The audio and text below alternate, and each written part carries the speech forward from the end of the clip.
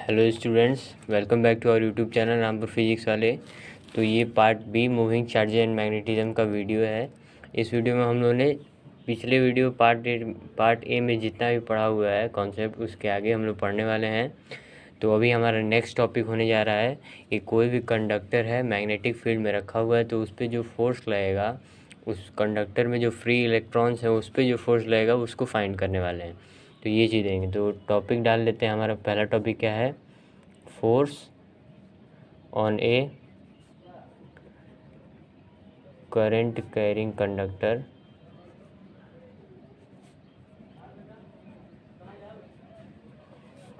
In a magnetic field. तो कोई conductor होगा, करंट कैरिंग कंडक्टर होगा, उसमें जो फोर्स लगने वाला है मैग्नेटिक फील्ड में रखा हुआ होगा, उस पर जो फोर्स लगेगा उसकी वैल्यू हम लोग फाइंड करने वाले हैं। तो पहले कंडक्टर हम लोग बना लेते हैं।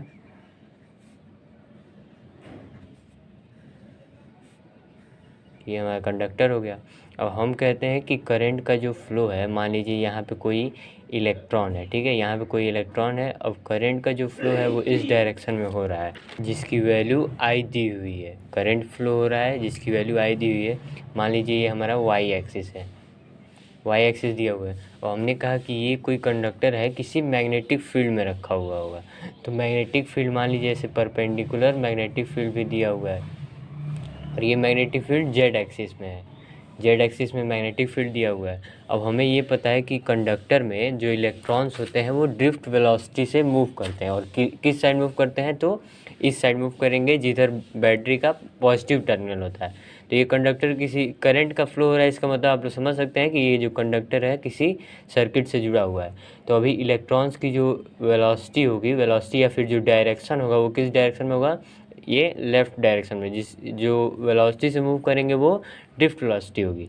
अब हम लोग को यहाँ पे राइट हैंड पाम रूल का यूज करके फोर्स जो है, जैसे फोर्स की वैल्यू फाइंड करनी है कंडक्टर में, तो फोर्स की अगर वैल्यू हम लोग फोर्स के डायरेक्शन को अगर फाइंड करने की कोशिश करें, तो देखिए मैग्नेटिक फील्ड ऐसे ऊपर दिया हुआ है, वेलोसिटी के डायरेक्शन थंब से देते हैं। ये हमारा क्या है? थंब, ये जो ये जितने भी फिंगर है वो मैग्नेटिक फील्ड के डायरेक्शन को बता रहे हैं। तो ये हमारा मैग्नेटिक फील्ड मान लीजिए अगर into the plane of paper है, तो अंदर की तरफ मैग्नेटिक फील्ड का डायरेक्शन और ये वेलोसिटी का डायरेक्शन। तो पाम जिधर जिधर डायरेक्शन शो कर रहा है उधर क्या होगा? फोर्स का डायरेक्शन। तो ये पाम का जो ये पाम देखिए, ये क्या है? ये इनवर्ड डायरेक्शन शो कर रहा है, मतलब कि ये फ्री इलेक्ट्रॉन से अंदर की तरफ डायरेक्शन होगा।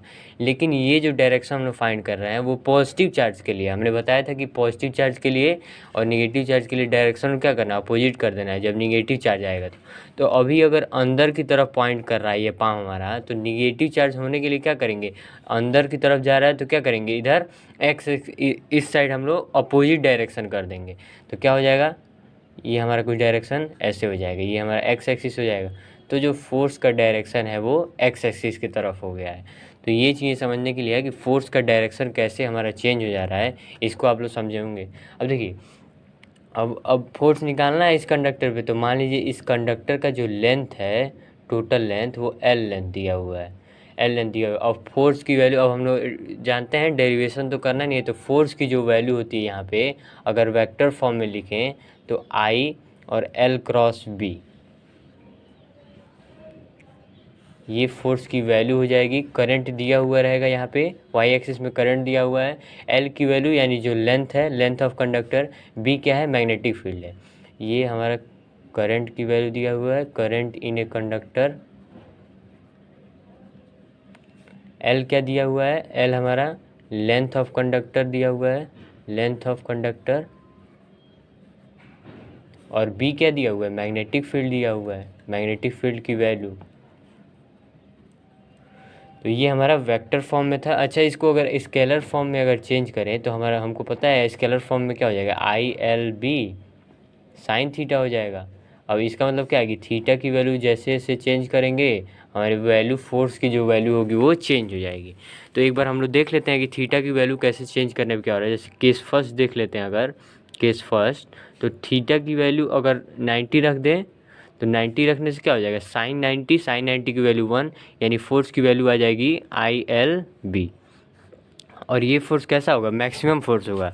तो थीटा की वैल्यू 90 है, यानी अच्छा थीटा की वैल्यू एल और बी के बीच का है, मतलब ये लेंथ ऑफ कंडक्टर और ये मैग्नेटिक फील्ड के बीच का, ये ध्यान रखेंगे। तो अगर 90 हो जाए, यानी अगर ये लेंथ के परपेंडिकुलर, अगर मतलब ये जो कंडक्टर दिया हुआ है इसके अगर परपेंडिकुलर मैग्नेटिक फील्ड होगा तो फोर्स की वैल्यू मैक्सिमम होगी। अच्छा केस सेकेंड देखते हैं। केस सेकेंड, अगर थीटा की वैल्यू 0 हो जाए या फिर 180 हो जाए, तो फोर्स की वैल्यू पता है यहाँ पे 0 हो जाएगी, क्योंकि साइन 0 और 180 की वैल्यू 0 हो जाती है, जिससे फोर्स की वैल्यू 0 हो जाएगी। तो इसका मतलब क्या है कि अगर मैग्नेटिक फील्ड जो है, अगर इस लेंथ, जो कंडक्टर का जो लेंथ दिया हुआ है, अगर इसके डायरेक्शन में होगा तो एंगल हो जाएगा 0, या इसके डायरेक्शन में हो या फिर अब एंटी पैरेलल डायरेक्शन में हो, तो यहाँ पे फोर्स की वैल्यू हो जाएगी 0। तो ये एक छोटा सा टॉपिक था। अब यहाँ से न्यूमेरिकल में बहुत ही आसान सवाल आते हैं डायरेक्ट। जैसे ये क्वांटिटी दिया हुआ है ना, फोर्स दिया हुआ है, करंट, लेंथ दिया हुआ है और मैग्नेटिक फील्ड, इन्हीं में से कोई एक वैल्यू को पूछने वाले हैं वो लोग। थीटा की वैल्यू भी आपको देंगे, तो आप लोग डायरेक्ट फार्मूला में रख के आप लोग यहाँ से फाइंड कर सकते हैं। तो ये हमारा पहला टॉपिक था। अब दूसरा टॉपिक हम लोग का जो है वो अब हम लोग देखेंगे।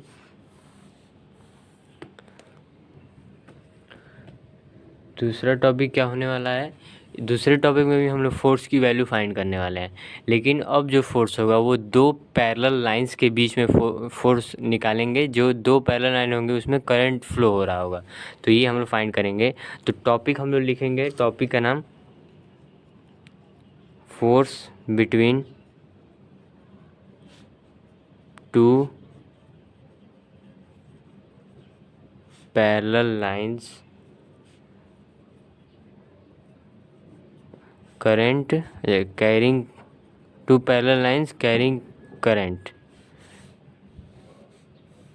ठीक है। तो दो पैरेलल लाइंस होंगे जो करंट को कैरी करेंगे, उनके बीच का फोर्स तो देखिए बनाते हैं हम लोग फिगर। पहला फिगर देखिए, मान लीजिए ये एक वायर है, तो इसमें I1 करंट फ्लो हो रहा है और ये दूसरा वायर I2 करंट फ्लो हो रहा है। अब दो पैरेलल लाइंस दो तरीके से हो सकती हैं, एक तो या तो सेम डायरेक्शन में मूव कर रही हो, या दूसरा बोल सकते हैं कि एंटी पैरेलल हो।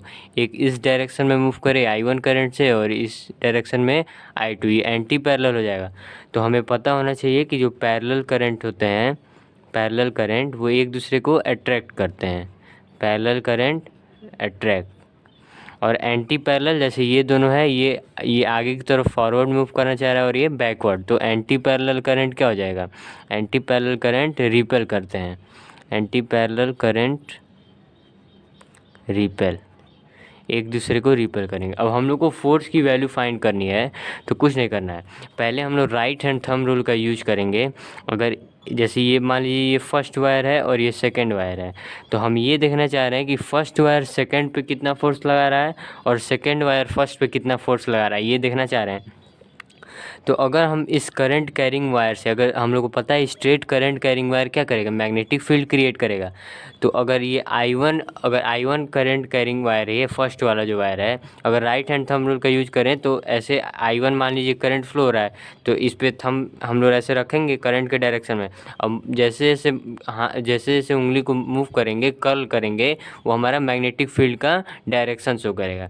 तो अभी इस करंट कैरिंग वायर के लिए अभी मैग्नेटिक फील्ड इनवर्ड है इसके लिए, तो इसका मतलब क्या है कि यहाँ पे मैग्नेटिक फील्ड कुछ इनवर्ड होगा, ऐसे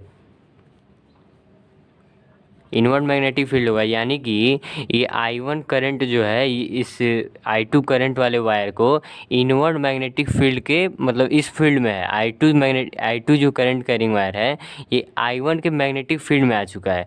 सेम अगर हम लोग ये चीज़ कहें कि I2 करंट के लिए देखें, तो I2 करंट के लिए ऐसे रखेंगे और I1 के लिए देखेंगे तो क्या होगा, ये आउटवर्ड की तरफ आएगा, इस डायरेक्शन में है तो लेफ्ट डायरेक्शन में है, तो इसका मतलब क्या है, यहाँ पे आउटवर्ड करंट का, यहाँ पे आउटवर्ड मैग्नेटिक फील्ड होगा।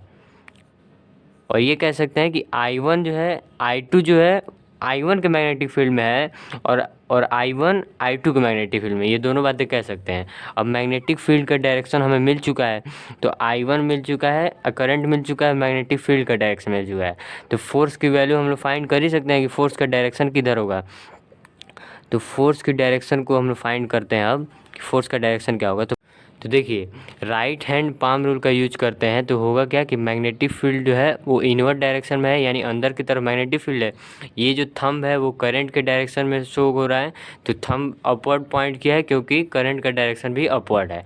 तो अब जिधर पाम का डायरेक्शन होगा उधर हमारा फोर्स लगने वाला है। तो फोर्स का डायरेक्शन देखिए किधर लग रहा है, इधर फोर्स लगेगा। तो ये जो फोर्स यहाँ पे लगने वाला है इसके लिए ये फोर्स ऐसा होने वाला है, और ये फोर्स लग रहा है सेकेंड वाले वायर पे ड्यू टू फर्स्ट वायर। तो ये चीज़ ध्यान रखेंगे। अब देखिए ये फोर्स इधर लग रहा है, इसका मतलब क्या है कि ये जो वायर है ये इस वायर को अपने पास लेकर आ रहा है, तभी पैरेलल करंट क्या हो रहे हैं, अट्रैक्ट कर रहे हैं। अगर इधर हम देखेंगे तो वो दूसरा केस हो जाएगा, वो आएगा तब समझेंगे। तो फोर्स इधर लग रहा है, सेम चीज़ ये हम लोग फोर्स का डायरेक्शन फाइंड कर चुके हैं। अब देखिए अब होगा क्या कि मान लीजिए ये हमारा कुछ ये अब इसके लिए देखते हैं I2 वाले वायर के लिए। तो I2 वायर हमारा क्या होगा, इधर थंब इस डायरेक्शन में, और मैग्नेटिक फील्ड I1 के लिए आउटवर्ड आ रही है, यानी मैग्नेटिक फील्ड का जो डायरेक्शन है वो कुछ ऐसा है, आउटवर्ड। मैग्नेटिक फील्ड का डायरेक्शन क्या है, कुछ आउटवर्ड है, इस वाले वायर से इस वाले वायर पे। अब देखिए अब हमें फिर से यहाँ पे भी फोर्स की वैल्यू फाइंड करनी है। तो अब देखिए यहाँ पे मैग्नेटिक फील्ड का डायरेक्शन जो है वो आउटवर्ड दिया हुआ है, ठीक है, आउटवर्ड। और हमें पता है कि जो करंट कैरिंग वायर है वो ऐसे अपवर्ड दिया हुआ है। ऐसे ध्यान से देखेंगे अगर तो मैग्नेटिक फील्ड की जो वैल्यू है वो क्या है, ऐसे अंदर की तरफ दिया हुआ है, और ये थंब किधर डायरेक्शन शो करना चाहिए, जिधर करंट का डायरेक्शन।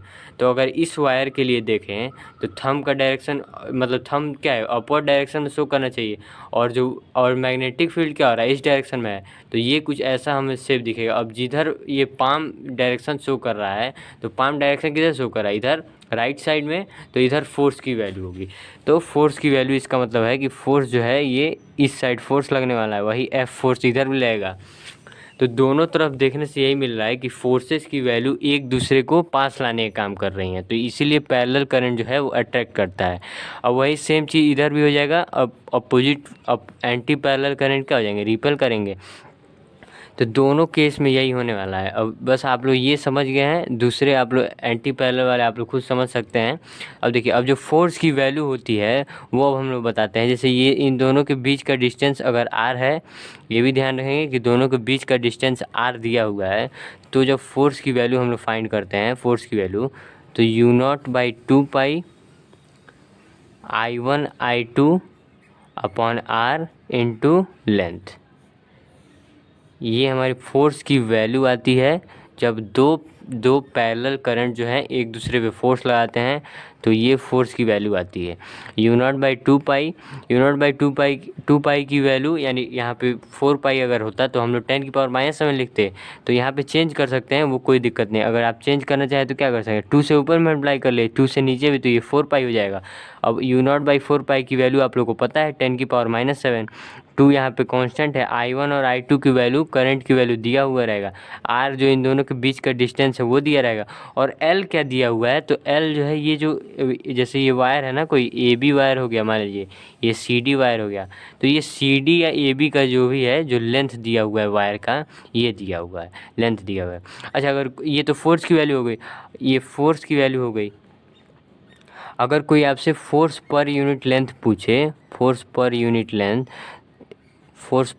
लेंथ, इसका मतलब क्या है कि फोर्स पर यूनिट लेंथ ये वाली वैल्यू, तो अभी लेंथ की वैल्यू उस साइड लेके जाएंगे तो क्या हो जाएगा, U0/4 pi twice of I1 I2/R। तो ये भी एक फार्मूला है, यहाँ से भी क्वेश्चन आते हैं कि अगर किसी यूनिट लेंथ के लिए फोर्स निकालना है और करंट कैरी किए हुए हैं, दो पैरेलल लाइन है, तो जो फोर्स पर यूनिट लेंथ की वैल्यू होगी वो यहाँ से आप लोग फाइंड कर सकते हैं।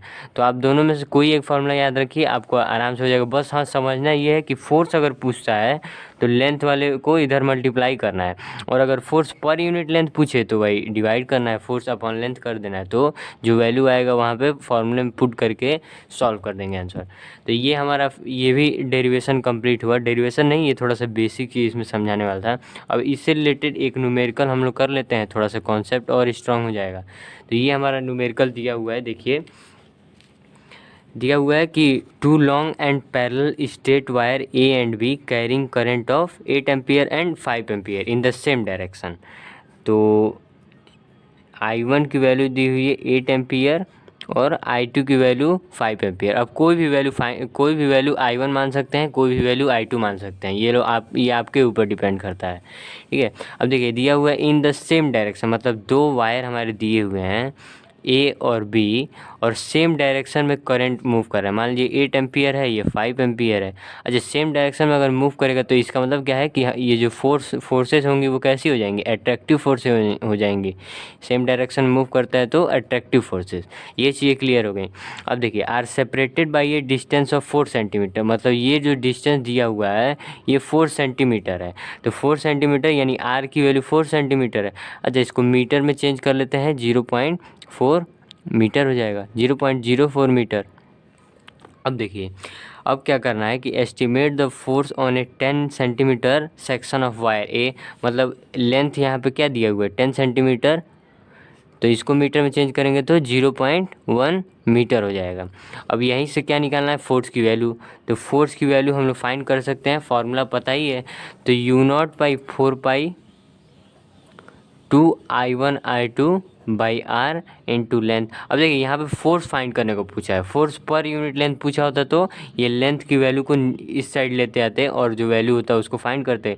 तो फोर्स U0/4 की वैल्यू 10⁻⁷ इंटू 2, I1 की वैल्यू 8 दिया हुआ है, I2 की वैल्यू 5 और लेंथ की वैल्यू कितना दिया हुआ है 0.1 दिया हुआ है। रेडियस आर की वैल्यू, रेडियस नहीं है, जो डिस्टेंस है इन दोनों के बीच का वो 0.04 दिया हुआ है। अब इसी को सॉल्व करेंगे तो हमारा आंसर आ जाएगा। तो ये देखिए 5 2 10 हो जाएगा और ये इधर कैंसिल हो जाएगा, ठीक है 5 2 10। अब देखिए अब इसको हम लोग आसानी से कैसे सॉल्व करते हैं, ये 10⁻⁷ लिख दीजिए, इसको लिख दीजिए 4 × 10⁻²। अब ये कैंसिल हो जाएगा 2 टाइम्स, और इसको जब सॉल्व करेंगे तो हो जाएगा 2 × 10⁻⁵ और फोर्स दिया हुआ है तो फोर्स की यूनिट न्यूटन में आ जाएगी। तो ये फोर्स एक्ट करेगा इन दोनों करंट के बीच में। तो ये आसान सा न्यूमेरिकल था, कैसे सॉल्व करना है। अब देखिए आपको फोर्स, अब MCQ पैटर्न पे हो रहा है तो आपको ये नहीं पूछने वाला है कि फोर्स की वैल्यू कितनी होगी, आपको अभी डायरेक्शन यहाँ पे दिया हुआ है तो ये हमारा यहाँ से क्लियर हो जाएगा, आसान सा न्यूमेरिकल रहेगा। इस सेम डायरेक्शन मूव कर रहा है तो फोर्सेस कैसे होंगे, रिपल्सिव होंगे या फिर अट्रैक्टिव हो जाएंगे। तो आपको अगर सेम डायरेक्शन में मिले तो कैसी फोर्सेज हो जाएंगी, अट्रैक्टिव फोर्सेज। अगर अपोजिट डायरेक्शन में हो जाए, एंटी पैरेलल हो जाए तो रिपल्सिव फोर्सेज होंगी। तो ये एक आसान सा न्यूमेरिकल था। ये दोनों टॉपिक हमारे अब कंप्लीट होते हैं। अब हमारा नेक्स्ट टॉपिक जो होने वाला है वो अब टॉर्क से रिलेटेड होगा। ये मूविंग कोई भी मैग्नेटिक फील्ड में अगर कोई भी हमारा रेक्टेंगुलर कॉइल रखा हुआ है तो वहाँ पे टॉर्क की वैल्यू फाइंड करेंगे। स्टार्ट करते हैं नेक्स्ट टॉपिक।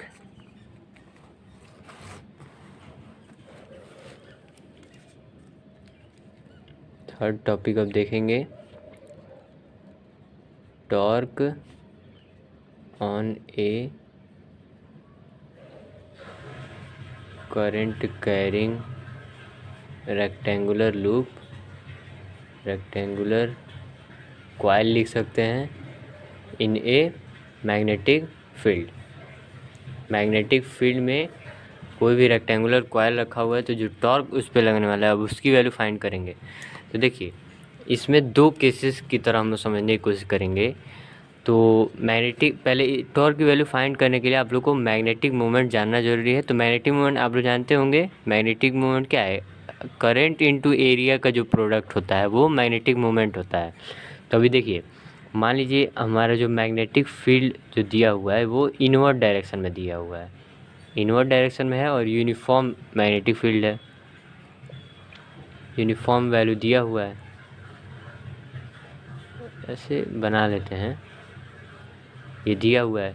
अब मान लीजिए अब कोई टॉर्क निकालना है किसी रेक्टेंगुलर लूप पे, तो कोई रेक्टेंगुलर लूप भी हम लोग बनाएंगे। मान लीजिए ये रेक्टेंगुलर लूप हम लोग बना दिए हैं, ठीक है, और रेक्टेंगुलर लूप बना दिए। अब मान लीजिए ये भी कोई प्लेन ही होगा, मैग्नेटिक फील्ड का कोई ये प्लेन होगा। तो इस प्लेन से मान लीजिए ये जो रेक्टेंगुलर लूप है वो किसी थीटा एंगल पर रखा हुआ है, थीटा एंगल पे। तो होता क्या है कि पहले तो फोर्स की वैल्यू फाइंड करेंगे। तो होगा क्या कि फोर्स लगेगा, जैसे इसमें करंट, मान लीजिए इस लूप में आई करंट फ्लो हो रहा है, ये रेक्टेंगुलर लूप में आई करंट फ्लो हो रहा है, ठीक है। और इसका कुछ हम लोग लेंथ ब्रेथ मान लेते हैं रेक्टेंगुलर लूप का। मान लीजिए ये बी साइड दिया हुआ है, बी लेंथ का, और ये ए लेंथ का दिया हुआ है। ये चीज़ें क्लियर हो गई।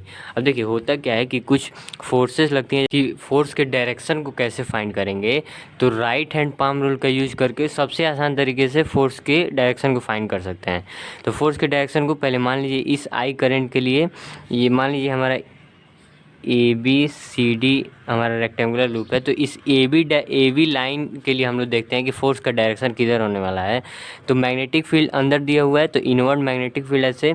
अब ये करंट का डायरेक्शन में थंब हम लोगों ने रखा हुआ है, तो थंब का डायरेक्शन ये हो गया। अब पाम हमारा किधर पॉइंट कर रहा है, तो ये अगर ऐसे देखने की कोशिश करें तो पाम हमारा जो है इस डायरेक्शन में, डाउनवर्ड डायरेक्शन में क्या कर रहा है, ये पाम नीचे की तरफ फोर्स लगा रहा है। तो फोर्स का डायरेक्शन कुछ हो जाएगा ऐसे, मान लीजिए F1 फोर्स हो गया।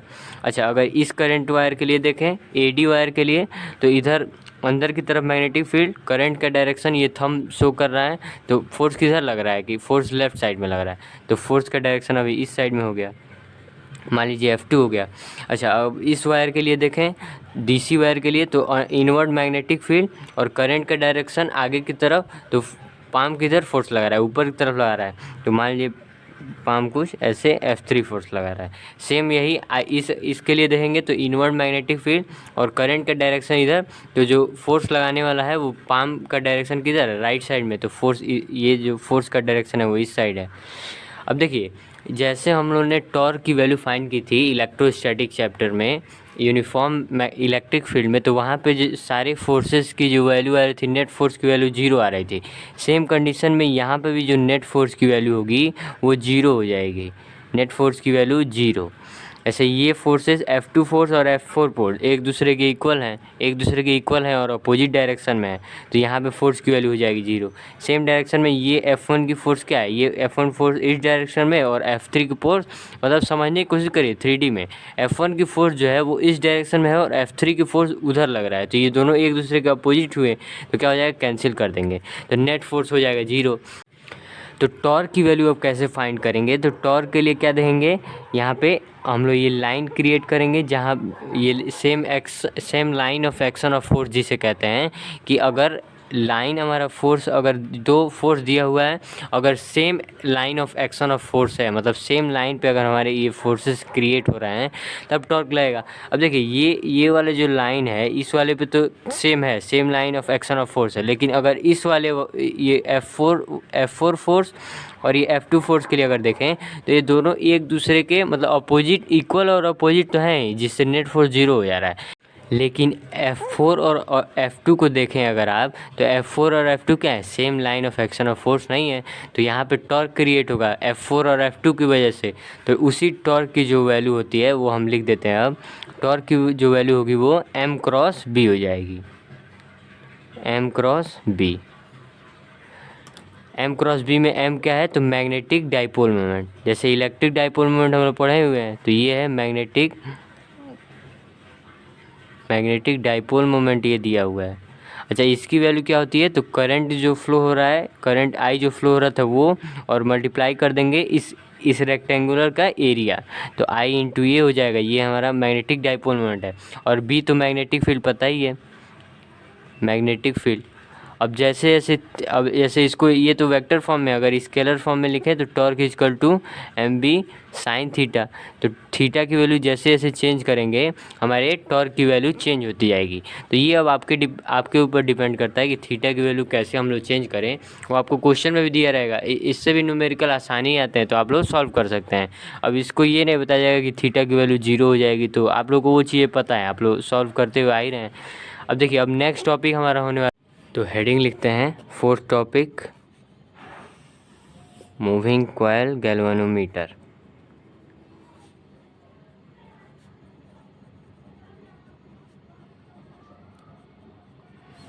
आप लोग बेसिक चीज़ गैल्वेनोमीटर के बारे में जानते ही हैं कि गैल्वेनोमीटर क्या है, एक ऐसा डिवाइस है जो स्मॉल करंट को मेजर करता है। ये हम लोग ने करंट इलेक्ट्रिसिटी चैप्टर में भी पढ़ा हुआ है। तो ये चीज़ हो गई। अच्छा, मूविंग कॉइल गैल्वेनोमीटर का प्रिंसिपल क्या है ये समझते हैं कि मतलब होने क्या वाला है, क्या चीज़ होगा इसमें। गैल्वेनोमीटर है तो आखिर मैग्नेटिक फील्ड से रिलेटेड होगा ही कुछ ना कुछ, तो क्या चीज़ें होने वाली हैं ये समझेंगे। तो इसके पहले प्रिंसिपल को लिखते हैं, प्रिंसिपल लिखेंगे उसके बाद समझने की कोशिश करेंगे। तो प्रिंसिपल लिखते हैं हम लोग, एक करेंट कैरिंग कॉइल। प्रिंसिपल लिखने के बाद आपको समझाया जाएगा, placed in a magnetic field experiences A current dependent torque.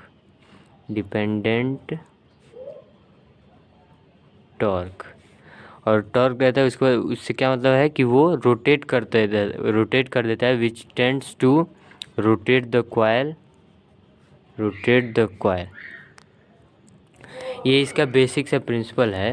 ये क्या कह रहा है कि एक करंट कैरिंग कॉइल, मतलब कोई कॉइल है जिसमें करंट क्या कर रहा है, करंट फ्लो हो रहा है, placed in a magnetic field, वो मैग्नेटिक फील्ड में रखा हुआ है, एक्सपीरियंसेज एक करंट डिपेंडेंट टॉर्क, मतलब करंट डिपेंडेंट टॉर्क होता है। अब कैसा डिपेंड करता है, डायरेक्टली प्रोपोर्शनल होता है कि इनवर्सली, अब हम लोग देखेंगे, which tend to rotate the coil, जिसकी वजह से कॉइल जो है रोटेट होने लगता है। अभी हम लोग टॉर्क पढ़ के आए हुए हैं, तो टॉर्क में हम लोगों ने क्या पढ़ा, फार्मूला पढ़ा है। अब फोर्स की वैल्यू को फाइंड किए हैं कि नेट फोर्स होता है 0।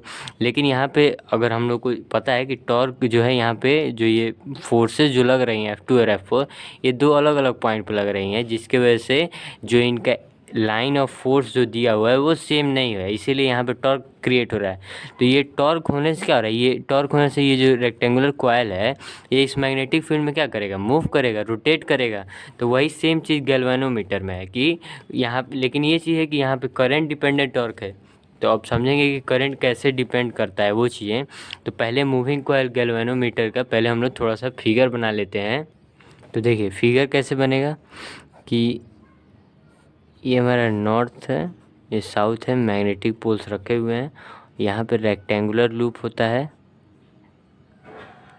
अब ये रेक्टेंगुलर लूप जो है कितना भी हो सकता है, हम लोग दो बना रहे हैं समझने के लिए। ये एक यहाँ पे स्ट्रिप से बंधा होता है। तो ये हमारे इसमें जो बेसिक चीज़ें हैं वो दी हुई रहती हैं। जैसे ये दोनों जो है वो मैग्नेटिक पोल्स हैं, और ये जो है, ये जो कॉइल दिया हुआ है ये क्या करता है, मूव करता है। तो इसको कह सकते हैं कि ये मूविंग कॉइल दिया हुआ है, ठीक है। और देखिए अब ये दोनों तो पोल्स दिए हुए हैं, ये मूविंग कॉइल दिया हुआ है, और यहाँ पे ये जो सब्सटेंस लगा हुआ है ये मिरर का काम करता है, मिरर का काम। अब समझेंगे कि क्या होता है बेसिक चीज़ इसमें। अच्छा, टॉर्क की वैल्यू हमें पता है कि अगर कोई कॉइल है मैग्नेटिक फील्ड में रखा हुआ है तो टॉर्क की वैल्यू होती है mb sin थीटा। तो अभी जब ये कॉइल रोटेट करेगा, मैग्नेटिक फील्ड में रखा हुआ है नॉर्थ, ये साउथ पोल, क्या होगा, मैग्नेटिक फील्ड यहाँ पे क्रिएट होगा, इनवर्ड भी होगा और आउटवर्ड से भी होगा। तो मैग्नेटिक फील्ड क्रिएट होगा जिसकी वजह से ये टॉर्क जो है रोटेट करेगा, और वो रोटेट करेगा तो कितनी वैल्यू होगी, mb sin थीटा वैल्यू हो जाएगी टॉर्क की वैल्यू। अब देखिए यहाँ पे समझना क्या है कि ये हमारा, मान लीजिए ऐसे,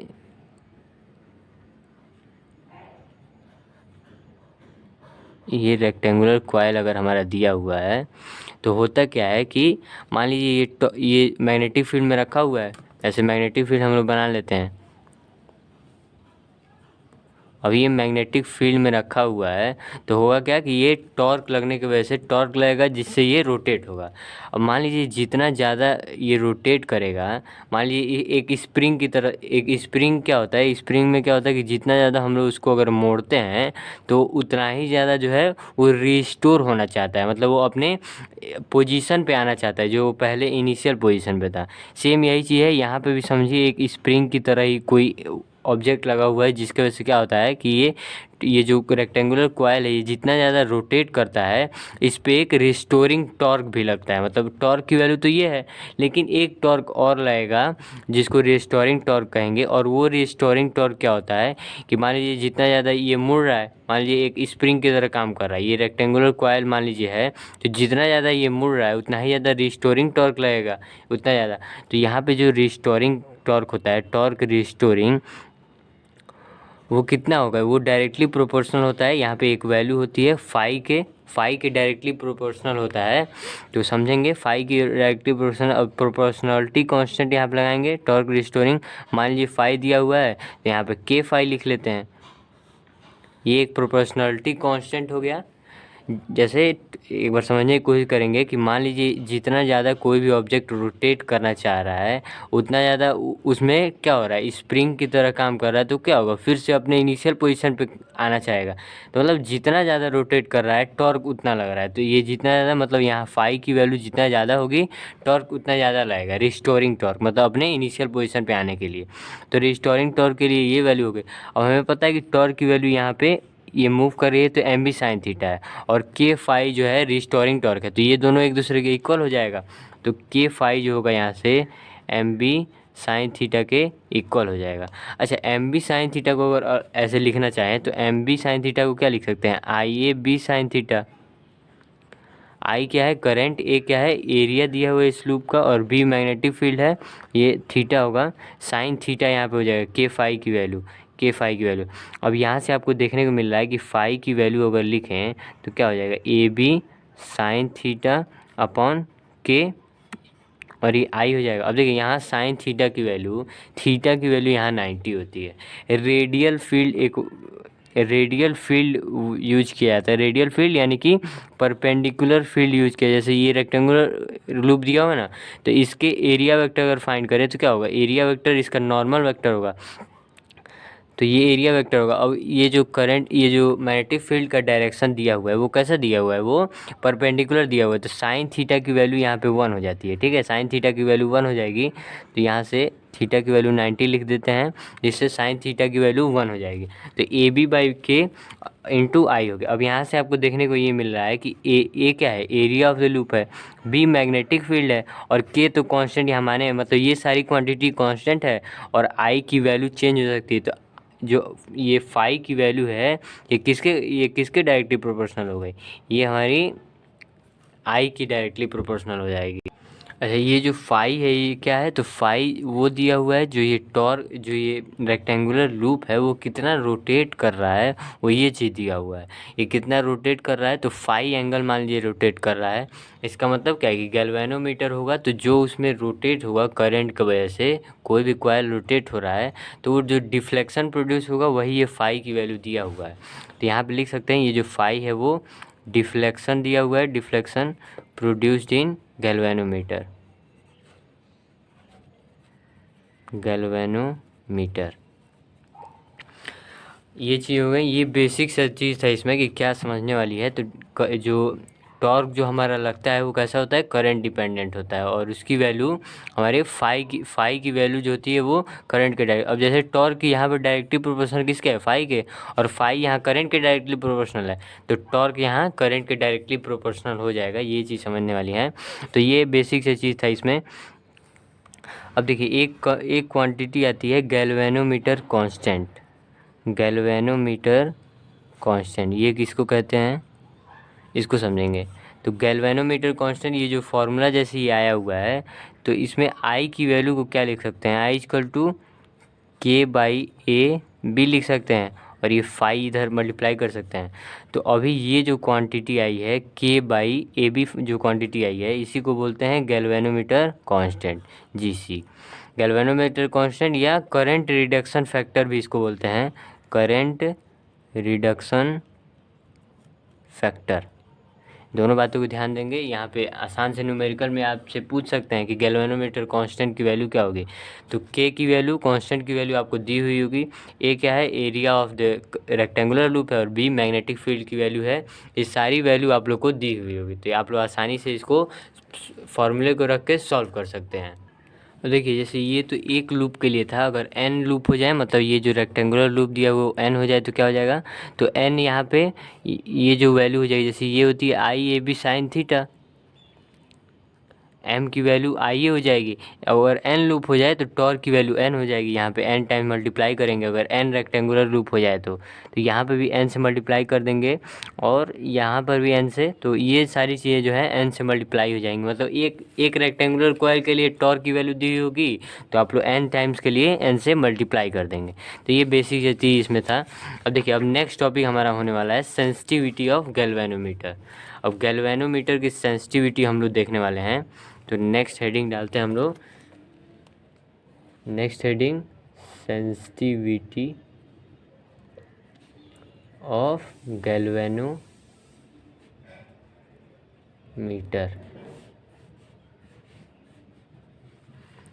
गैल्वेनोमीटर की सेंसिटिविटी। अच्छा, गैल्वेनोमीटर की सेंसिटिविटी का मतलब क्या है? गैल्वेनोमीटर एक ऐसा डिवाइस है जो स्मॉल करंट को मेजर करता है। तो स्मॉल करंट को कितना जल्दी वो मेजर कर लेता है वो इसकी सेंसिटिविटी हो जाएगी। तो ये चीज़ समझेंगे। इसका डिफिनीशन पहले लिखते हैं, फिर हम लोग समझने की कोशिश करेंगे। तो इसका डिफिनीशन लिखते हैं, a galvanometer is said to be sensitive if it shows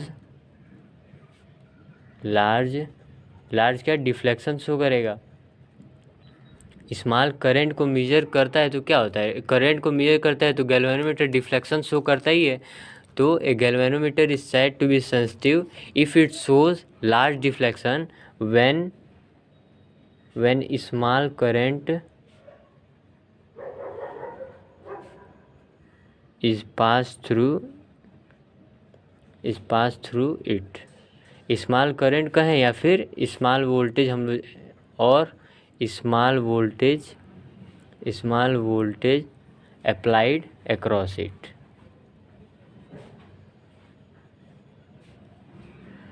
तो गैल्वेनोमीटर की सेंसिटिविटी क्या है कि वो कितना जल्दी या फिर कितना बड़ा लार्ज डिफ्लेक्शन शो कर रहा है। जैसे गैल्वेनोमीटर कोई डिवाइस होगा तो उसमें कुछ डिफ्लेक्शन शो होगा, डिफ्लेक्शन शो करता है तो इसका मतलब क्या है कि वो करंट को बता रहा है कि हाँ इसमें करंट आ चुका है। कोई भी डिवाइस होगा उसमें गैल्वेनोमीटर काम क्या है? करंट को मेजर करना। तो वो डिफ्लेक्शन शो करने की वजह से वो बता देगा कि हाँ यहाँ पे करंट अब आ चुका है। तो अब उससे जो भी काम होगा वो हम लोग कर सकते हैं। तो देखिए, सेंसिटिविटी जो है गैल्वेनोमीटर की वो दो तरीके से बताई जाती है। जैसे एक होता है करंट सेंसिटिविटी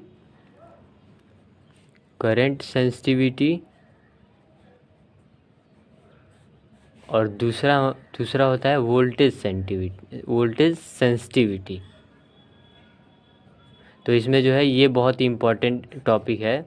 यहाँ से तो क्वेश्चन एकदम उड़ा के आते हैं, इसलिए ध्यान देंगे। तो करंट सेंसिटिविटी मतलब करंट के बारे में कुछ हम लोग को फाइंड करना है, करंट की वैल्यू को कुछ हम लोग फाइंड करेंगे। ऐसे करंट सेंसिटिविटी क्या है कि जितना ज़्यादा डिफ्लेक्शन प्रोड्यूस हो रहा है गैल्वेनोमीटर में उसी की वैल्यू को फाइंड करना है। देखिए, तो जैसे सेंसिटिविटी है तो करंट सेंसिटिविटी IS से डिनोट करते हैं। तो कहते क्या है कि जितना ज़्यादा डिफ्लेक्शन प्रोड्यूस हो रहा है पर unit current flowing in the device, इसी को हम लोग जो है करंट सेंसिटिविटी बोलते हैं। मतलब जितना ज़्यादा डिफ्लेक्शन यानी कि फाई की वैल्यू जितना ज़्यादा होगा फाई की वैल्यू और पर यूनिट करंट जो फ्लो हो रहा है उस डिवाइस में, वो जो हमारा जो वैल्यू आएगा वो करंट सेंसिटिविटी हो जाएगा। अच्छा, 5/I की वैल्यू अगर ध्यान से देखें, जो हम लोगों ने टॉपिक पढ़ा हुआ है यहीं से 5/I की वैल्यू फाइंड करनी है। तो 5/I की वैल्यू अगर फाइंड करें, एक बार फॉर्मूला यहाँ पे लिख लेते हैं हम लोग कि फाई इक्वल टू क्या दिया हुआ है?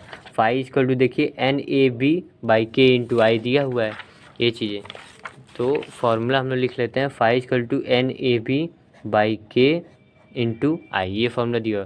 अब 5/A होगा तो क्या हो जाएगा? NAB/K मतलब number of terms into area of coil into magnetic field upon K constant दिया हुआ है। तो ये करंट सेंसिटिविटी का फॉर्मूला हो जाता है। फॉर्मूला ही सबसे इंपॉर्टेंट है, डिफिनीशन कोई मतलब नहीं है। डिफिनीशन क्या समझना है कि जो डिफ्लेक्शन प्रोड्यूस हो रहा है गैल्वेनोमीटर में पर यूनिट करंट कितना प्रोड्यूस हो रहा है, यही करंट सेंसिटिविटी है। वही सेम चीज़ अगर वोल्टेज सेंसिटिविटी की बात करें तो वी एस से डिनोट करेंगे। तो ये भी क्या होगा, जितना डिफ्लेक्शन प्रोड्यूस हो रहा है अपॉन जितना वोल्टेज लगाया जा रहा है उस डिवाइस में, तो ये चीज़ है। तो 5/V, अच्छा 5/V को हम लोग कैसे लिख सकते हैं, तो ये चीज़ पता होगी कि V को हम लोग IR लिखते हैं ओम्स लॉ से। अब यहाँ से 5/I की वैल्यू सेम यही चीज़ अगर लिख दें NAB/K और मल्टीप्लाई कर देंगे 1/R से, दोनों चीज़ सेम हो जाएंगी ना। तो यहाँ पे ये चीज़ ध्यान रखें कि यहाँ पे फॉर्मूला अलग हो जाएगा वोल्टेज सेंसिटिविटी में और करंट सेंसिटिविटी में अलग हो जाएगा, ये फार्मूला दोनों जो है यहाँ पे अलग हो जाएगा। तो ये दोनों बेसिक फार्मूले तो आपको पता होने चाहिए। अब यहाँ से क्वेश्चन आते हैं कि सारे कोई जैसे ये क्वांटिटी 1 2 3 4 5 क्वांटिटी दिया हुआ है, तो कोई 4 पूछेंगे, कोई 4 वो आप लोग वैल्यू दे देंगे और एक क्वांटिटी की वैल्यू पूछ लेंगे। सेम कंडीशन यहाँ पे भी है। अच्छा, अगर वोल्टेज सेंसिटिविटी और करंट सेंसिटिविटी के बीच का अगर रिलेशन फाइंड करें तो हम लोग क्या लिख सकते हैं, हम लोग लिख सकते हैं ये वाली वैल्यू को IS लिख सकते हैं, यानी VS = IS/R, ये चीज़ है। अच्छा, अगर ओम्स लॉ को देखें तो V = IR होता है, ठीक है, लेकिन यहाँ पे देखिए V = IS/R। तो ये चीज़ ध्यान देंगे, बहुत ही कन्फ्यूजन होता है कि V = IR कई बच्चे लिख देते हैं ओम्स लॉ को मैच करके, लेकिन ऐसा नहीं होता। यहाँ पे VS जो होता है, गैल्वेनोमीटर जो पढ़ते हैं आप, तो वोल्टेज और करेंट के बीच का जो रिलेशन होता है वो अलग होता है, ये चीज़ ध्यान देंगे। तो ये बेसिक सा चीज़ था। अब इसको ये बहुत इंपॉर्टेंट है, इसके सारे फार्मूले, तो ये जितने, ये पहला फार्मूला, ये सेकंड फार्मूला और ये थर्ड फार्मूला, ये तीनों आपको तो याद होने ही चाहिए। तीनों फार्मूला याद क्या करना है, बस फाई और आई की वैल्यू याद रखिए, और इधर जो गैल्वेनोमीटर की वैल्यू जो इधर आ रही है, ये वाली वैल्यू, इसको याद कर लीजिए। ये दोनों वैल्यू याद रहेगा तो आराम से आप लोग क्वेश्चन को सॉल्व कर सकते हैं। तो ये सेंसिटिविटी था, गैल्वेनोमीटर कैसे सेंसिटिव होता है, करंट सेंसिटिविटी और वोल्टेज सेंसिटिविटी के बीच का रिलेशन फाइंड करना था। अब नेक्स्ट टॉपिक हमारा होने वाला है कि वोल्टमीटर होगा, एमीटर होगा, तो उसमें कैसे हम लोग मतलब एक दूसरे को कन्वर्ट कर सकते हैं, गैल्वेनोमीटर से कैसे एमीटर बना सकते हैं और कैसे गैल्वेनोमीटर से वोल्टमीटर बना सकते हैं, ये चीज़ें। तो अब अगला टॉपिक हम लोग लिखेंगे कन्वर्जन ऑफ गैल्वेनोमीटर। अब जो नेक्स्ट टॉपिक होने वाला है वो क्या है, कन्वर्जन ऑफ गैल्वेनोमीटर। और गैल्वेनोमीटर का कन्वर्जन दो जगह होगा, तो दोनों को हम लोग यहीं पढ़ेंगे। आसान सी चीज़ें हैं, आसान से पढ़ लेंगे। एक तो एमीटर में कैसे चेंज होगा और दूसरा वोल्ट मीटर में। एक ही साथ समझेंगे, ज़्यादा आसान रहेगा। तो देखिए, एमीटर जो होता है वो करंट को मेजर करता है, एमीटर जो होता है वो मेजर करंट। पहले एमीटर के बारे में पढ़ लेते हैं, फिर वोल्ट मीटर पढ़ेंगे। तो करंट को मेजर करता है, और ये जो एमीटर होता है वो किसी भी इलेक्ट्रिकल सर्किट में या फिर किसी भी अप्लायंस में वो सीरीज में कनेक्टेड होता है। तो इसको लिख सकते हैं, it is always connected in series with appliances. इसको ध्यान देंगे कि सीरीज में ही हमेशा कनेक्टेड होगा, कोई भी सर्किट होगा उसमें कोई भी अगर हमारा रेजिस्टेंस कुछ भी दिया होगा तो एमीटर जो होगा वो सीरीज में कनेक्टेड होगा। अब देखिए, एमीटर से मतलब गैल्वेनोमीटर हमारा दिया होगा, तो मान लीजिए ऐसे हमारा कोई गैल्वेनोमीटर यहाँ दिया हुआ है, ये गैल्वेनोमीटर है। अब गैल्वेनोमीटर से एमीटर बनाने के लिए क्या करते हैं हम लोग, एक शंट का यूज करते हैं। शंट क्या है, शंट एक रेजिस्टेंस यहाँ पे यूज किया जाता है। जैसे कोई भी एलिमेंट होता है सर्किट में तो कुछ नाम दिया जाता है, वैसे ही ये जो रेजिस्टेंस यहाँ पे पैरेलल में यूज किया जा रहा है, तो यहाँ पे इसको एस से डिनोट करेंगे, रेजिस्टेंस एस से डिनोट करते हैं, इसका नाम है शंट, तो ये रेजिस्टेंस है यहाँ पे। अब गैल्वेनोमीटर के पैरेलल इसको यूज किया जाता है। तो हम कैसे, हम जब पढ़ते थे तो कैसे याद किए थे कि एमीटर है हमेशा सीरीज में कनेक्टेड होगा, अप्लायंस में से हमेशा सीरीज में कनेक्टेड होगा, लेकिन गैल्वेनोमीटर से एमीटर जब बनाना है तो शंट पैरेलल में लगाना है। मतलब सीरीज में तो एमीटर लगेगा, ये चीज़ है, लेकिन हम कैसे याद कर लिए थे कि सीरीज में लगेगा, ये ठीक है, लेकिन गैल्वेनोमीटर के पैरेलल लगाना है। और वो शंट, ये तो याद किए थे कि शंट, अब ये कैसे नहीं याद करेंगे, सब चीज़ें जो है ट्रिक पे थोड़ी डिपेंडेंट है, तो ये चीज़ है। अब देखिए, शंट यहाँ पे पैरेलल में लगा हुआ। अब मान लीजिए ये हमारा कोई डिवाइस, ये एमीटर बन के तैयार हो गया है, ठीक है, ये हमारा जो टोटल डिवाइस जो है ये एक एमीटर का फॉर्मेशन हो चुका है। ये जो डिवाइस बना है। अब ये क्या होगा, ये किसी सर्किट से जुड़ा होगा। मान लीजिए करंट आई आ रहा है, तो होता क्या है कि ये जो एमीटर है इसका रेजिस्टेंस एकदम नेग्लिजिबल है। नेग्लिजिबल होने से मतलब रेजिस्टेंस मान लीजिए एकदम जीरो है, तो किसी भी सर्किट में होगा तो करंट क्या होगा, पूरा फ्लो होगा, करंट टोटल फ्लो होना चाहिए। अब होता क्या है, पैरेलल में लगाने का कारण भी बहुत कुछ है। ऐसे हुआ क्या कि मान लीजिए अभी गैल्वेनोमीटर है, गैल्वेनोमीटर स्मॉल करंट को मेजर करता है। तो हुआ क्या कि मान लीजिए स्मॉल IG करंट जा रहा है इसमें से, तो शंट से कितना करंट जाएगा, I माइनस IG। करंट तो सेम होता है सब में, पैरेलल में जब भी यूज करेंगे तो करंट जो होगा नेट करंट वो वैल्यू सेम होगी। तो यहाँ से अगर IG गई, टोटल I आ रही है, तो यहाँ से कितने शंट से कितने जाएगी, I माइनस IG। तो पैरेलल में लगा हुआ है, तो हमें पता है कि जो करंट की जो वैल्यू होती है वो सेम नहीं होती है। तो इसमें भी क्या है, यहाँ पे IG करंट इसमें फ्लो हो रहा है और I माइनस IG करंट यहाँ फ्लो हो रहा है। तो पैरेलल में लगा होगा तो क्या सेम होगा, पोटेंशियल सेम होगा। तो अगर मान लीजिए यहाँ एक मिनट, अगर इसके लिए VG पोटेंशियल है तो इसके लिए VS पोटेंशियल मान लेते हैं अगर, तो VG जो होगा वो VS के इक्वल हो जाएगा। तो अगर इक्वल होगा तो V इक्वल टू IR वाले फार्मूला से हम लोग लिख सकते हैं क्या चीज़ इक्वल होंगी। तो देखिए V इक्वल टू IR, तो VG यानी गैल्वेनोमीटर में जो पोटेंशियल होगा, तो करंट का मल्टीप्लिकेशन विथ रेजिस्टेंस, तो जी यहाँ पे रेजिस्टेंस दिया हुआ है ये चीज़। और VS यानी शंट वाले के लिए, तो यहाँ पे जो करंट है I माइनस IG और मल्टीप्लाई करेंगे जो रेजिस्टेंस है यानी S रेजिस्टेंस है, तो यहाँ से S की वैल्यू हम लोग फाइंड कर सकते हैं IG into G upon I minus IG। ये फार्मूला है किसी भी, जैसे ये जो रेजिस्टेंस दिया हुआ है, मान लीजिए शंट लगाया गया तो इसका रेजिस्टेंस की वैल्यू अगर फाइंड करना है, शंट क्या है, ये शंट रेजिस्टेंस है, ठीक है, रेजिस्टेंस दिया हुआ है। तो अगर इस रेजिस्टेंस की वैल्यू फाइंड करनी है, तो अगर हमें टोटल करंट पता है और ये चीज़ पता है कि गैल्वेनोमीटर का वैल्यू जो दिया हुआ वो कुछ गैल्वेनोमीटर का रेजिस्टेंस की वैल्यू और ये स्मॉल करंट IG की वैल्यू अगर पता है, तो हम लोग आराम से जो है शंट की वैल्यू जो अननोन रेजिस्टेंस यहाँ पे दिया होगा उसकी वैल्यू यहाँ पे आराम से फाइंड कर सकते हैं। तो ये बेसिक से चीज़ एमीटर में था, इससे ज़्यादा कुछ है ही नहीं।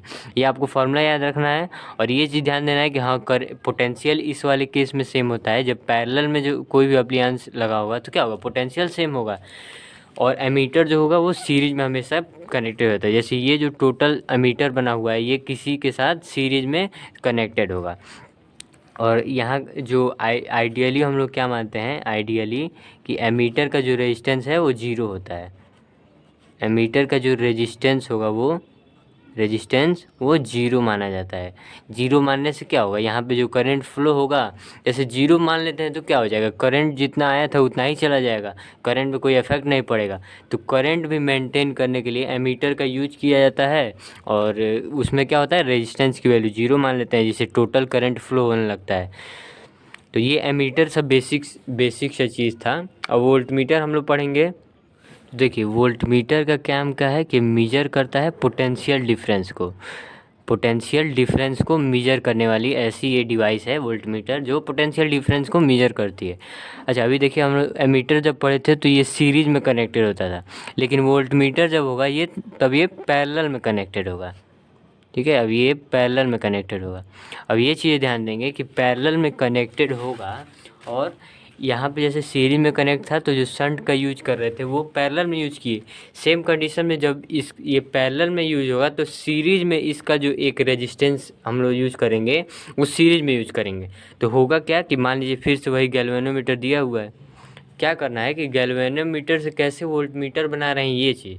तो गैल्वेनोमीटर के जैसे इसमें यूज करके हम लोग ये जो टोटल अब बना हुआ है, एक शंट पैरेलल में लगाए हैं तो एमीटर बन गया। तो अभी इस वाले गैल्वेनोमीटर में एक रेजिस्टेंस जो है सीरीज में लगा देंगे। जैसे इसका रेजिस्टेंस जी दिया हुआ है, इसका रेजिस्टेंस मान लीजिए आर दिया हुआ है। तो अभी ये जो इतना जो बन रहा है ये एक वोल्टमीटर हो गया, ठीक है। ये जो डिवाइस का फॉर्मेशन हो गया है ये एक वोल्टमीटर हो गया। वोल्टमीटर होने से क्या हो जाएगा, मान लीजिए अभी कोई करंट मान लीजिए फ्लो हो रहा है IG, ठीक है। और अब यहाँ पे पोटेंशियल डिफरेंस की वैल्यू अगर फाइंड करें, वोल्टमीटर क्या करेगा, पोटेंशियल डिफरेंस मेजर करेगा। तो यहाँ पे अगर पोटेंशियल वोल्टमीटर मतलब पोटेंशियल डिफरेंस को अगर मेजर करें तो V इक्वल टू क्या हो जाएगा, V इक्वल टू IR, हम लोग फार्मूला जानते हैं V इक्वल टू IR। तो करंट इस डिवाइस में कितना फ्लो हो रहा है, तो IG करंट, और रेजिस्टेंस कितना है, तो रेजिस्टेंस देखिए ये दोनों का रेजिस्टेंस का सम होगा, तो जी है प्लस R है। तो यहाँ पे जो वोल्ट मीटर में जो पोटेंशियल डिफरेंस मेजर होगा ये IG इंटू जी प्लस R हो जाएगा।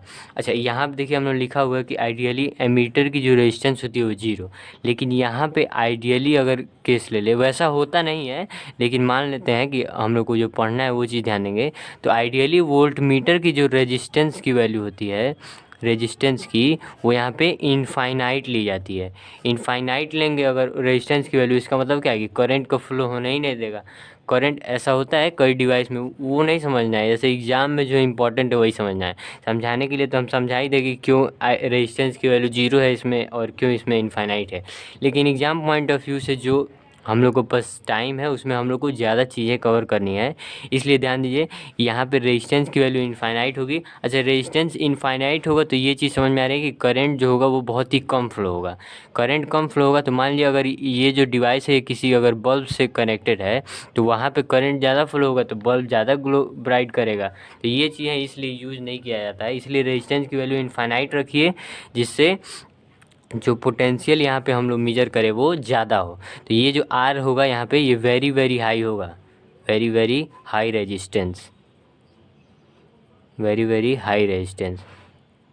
और सेम कंडीशन में ये जो शंट का जो रेजिस्टेंस होगा वो वेरी वेरी लो हो जाएगा, वेरी वेरी लो रेजिस्टेंस होगा तो ज़्यादा करंट फ्लो होगा, इसमें से ज़्यादा करंट फ्लो होगा। और यहाँ पे अगर रेजिस्टेंस सबसे ज़्यादा है तो करंट की जो वैल्यू होगी वो कम हो जाएगी। तो पोटेंशियल ऐसे हम लोग फाइंड करेंगे, पोटेंशियल डिफरेंस।